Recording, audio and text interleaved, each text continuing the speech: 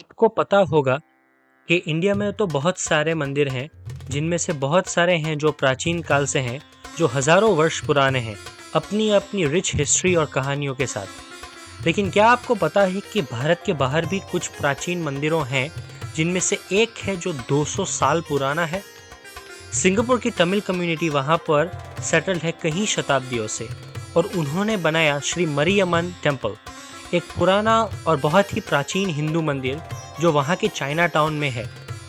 ये ना सिर्फ इतिहास से जुड़ा है, लेकिन एक बहुत ही फेमस लैंडमार्क है और सिंगापुर की हिंदू समुदाय के लिए एक बड़ा कल्चरल और धार्मिक स्थल भी है। यहाँ आज हम जानते हैं कुछ इस मंदिर के बारे में। श्री मरियम्मन मंदिर को 1827 यानी 1827 में बनाया गया था और ये सिंगापुर का सबसे पुराना हिंदू मंदिर है।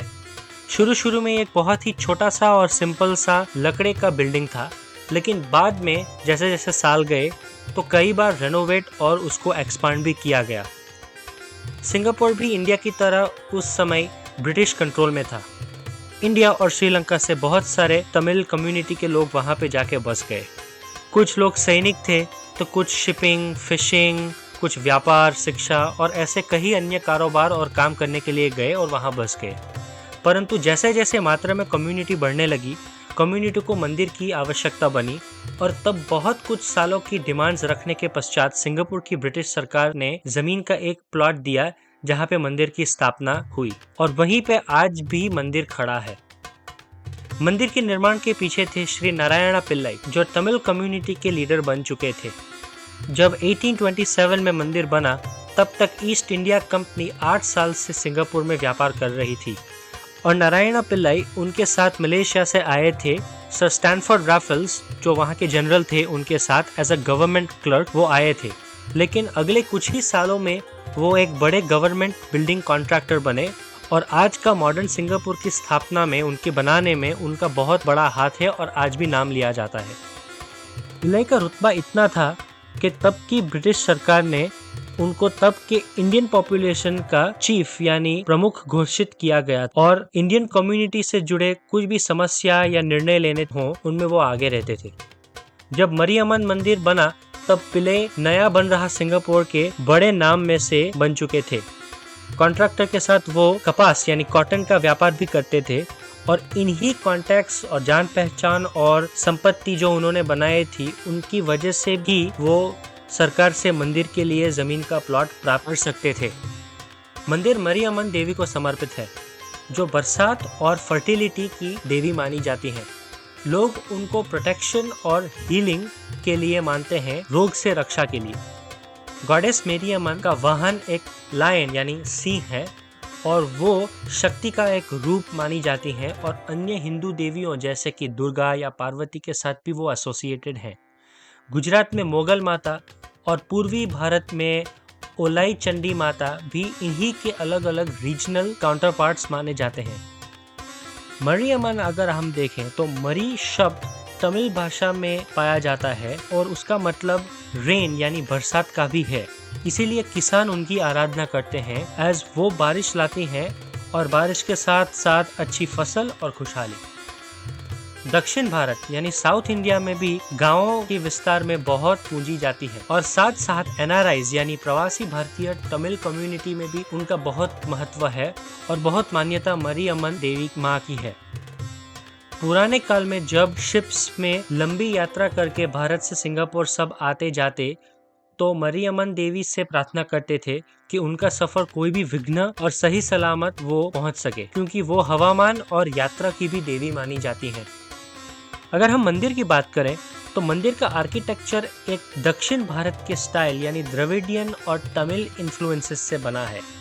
हम देख सकते हैं कि इसका बहुत ही कलरफुल कारीगरी और काम के साथ बहुत ही बारीकी और विस्तार से मूर्ति और गोपुरम का निर्माण किया गया है और साथ साथ वाइब्रेट पेंटिंग्स और एक स्पेशल एंट्रेंस टावर जिसको हम गोपुरम बोलते हैं, वो भी शामिल है। आज भले ही आसपास बहुत सारे बिल्डिंग्स हो और डाउनटाउन सिंगापुर वाली फीलिंग हो, लेकिन अंदर भक्त को शांति का वातावरण मिलता है। गोपुरम एक टावर है जो बहुत ही कलरफुल डेइटीज यानी देवी देवताओं की मूर्ति से सजाया गया हुआ है, बहुत ही लंबा है, ऊंचा है और ये टेम्पल के प्राथमिक निवेश द्वार का भी एक स्थल है। श्री मरियम्मन टेम्पल सिर्फ भक्ति के लिए नहीं बल्कि वहाँ के बहुत ही त्यौहार और अलग अलग सेरेमोनीज के लिए भी जाना जाता है जो वहाँ पे होती हैं, जिनके लिए ना सिर्फ वहाँ के लोकल तमिल और इंडियन कम्युनिटी लेकिन सिंगापुर में बाहर से आए हुए टूरिस्ट भी अवश्य आते हैं। पिछले 200 साल में भले ही मंदिर में कितना विस्तार हुआ हो, एक्सपांशन किया गया हो, किंतु मंदिर की प्रथम मूर्ति जो है वो आज भी वही है जो 1827 में तब के छोटे से मंदिर में स्थापित गई हुई थी।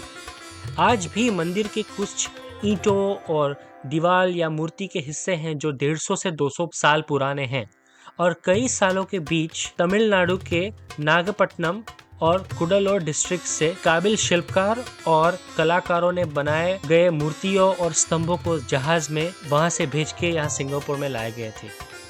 मरियम्मन देवी के साथ और भी हिंदू देवी देवताओं की मूर्तियां हैं, जैसे कि भगवान मुरुगन और भगवान कृष्ण। सब मूर्तियों बहुत ही ब्राइट अलग अलग रंगों से बनाई गई और सजाई गई हैं और मंदिर में गणेश भगवान, शिव भगवान और दुर्गा माता के लिए भी छोटे छोटे मंदिरों की स्थापना है, जिनके ऊपर बहुत ही डेकोरेटेड रूप से सजाया गया है उनकी मूर्तियों, जिनको विमाना कहते हैं। साल 1965 यानी 1965 में सिंगापुर एक स्वतंत्र देश बना, वो इंडिपेंडेंट बना और 1973 में मंदिर को सिंगापुर का एक नेशनल मॉन्यूमेंट का दर्जा भी मिला, जो पुराने और प्राचीन ऐसी जगहों को सुरक्षण करता है। मंदिर का एक महत्वपूर्ण वार्षिक त्यौहार है जिसका नाम है थिमिथी फेस्टिवल। और थिमिथी क्या है कि वो फायर वॉकिंग फेस्टिवल भी लोग उसे कहते हैं। इसमें डिवोटीज जलते हुए कोयले के ऊपर नंगे पैर चलते हैं और उनकी श्रद्धा और भक्ति का ये एक बहुत बड़ा प्रतीक है। माता मरियम्मन के बाद द्रौपदी की श्राइन की भी बहुत बड़ी अहमियत है। थिमिथी फेस्टिवल के पीछे द्रौपदी का बहुत बड़ा भाग है और इनके साथ साथ 5 पांडव और श्री कृष्ण भी उपस्थित हैं। मंदिर विजिटर्स के लिए पूरे साल खुला हुआ है, लेकिन वहां पर सबको अनुशासन और कुछ कायदे के साथ मंदिर में प्रवेश करना पड़ता है, जैसे कि मॉडेस्ट ड्रेसिंग और जूते मंदिर के बाहर निकाल के जाना। धार्मिक महत्व के अलावा ये मंदिर इंडियन कल्चर, हिंदुस्तानी सभ्यता को प्रिजर्व और प्रमोट करने में बहुत ही महत्वपूर्ण है और यहाँ पे बहुत सारे cultural activities, classical Indian music, संगीत, वो सब के परफॉर्मेंसेज भी चलते हैं। श्री मरियम्मन मंदिर सिर्फ एक पूजा का स्थल नहीं है, बल्कि सिंगापुर की बहुत ही मल्टीकल्चरल और डाइवर्स जो वहाँ की सोसाइटी उसका एक प्रतीक है, जहाँ पर अलग अलग धार्मिक और सांप्रदाय की कम्युनिटीज़ हैं, वो शांतिपूर्वक एक दूसरे के साथ रहती हैं और इज्जत भी करती हैं और सम्मान भी करती हैं। ये दिखलाता है कि सिंगापुर अपनी सांस्कृतिक धरोहर को बनाए रखने में और कायम रखने में, प्रमोट करने में कितना कमिटेड है। आज की वीडियो के सभी दर्शकों को हमारा धन्यवाद। आप प्लीज़ अपने विचारों और सवालों को शेयर करिए और अपने पास की दुनिया को हमेशा एक्सप्लोर करते रहें, ऐसे ही खोजते रहें। धन्यवाद।